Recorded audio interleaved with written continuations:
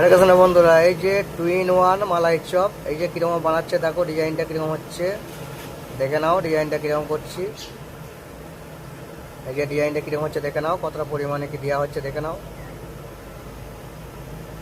এই যে এরকম দেওয়া হচ্ছে, এটা হচ্ছে দুধ মেরে ক্ষীর করা হয়েছে।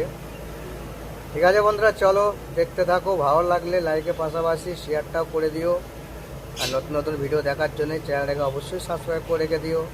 আর যারা বন্ধুরা ইউটিউব থেকে দেখছো, চ্যানেলটাকে অবশ্যই ফলো রেখো। দেখে নাও এই যে মালাই চপ 2 in 1 কীরকম বানাচ্ছি দেখে নাও। এই যে দেখে নাও ডিজাইনটা।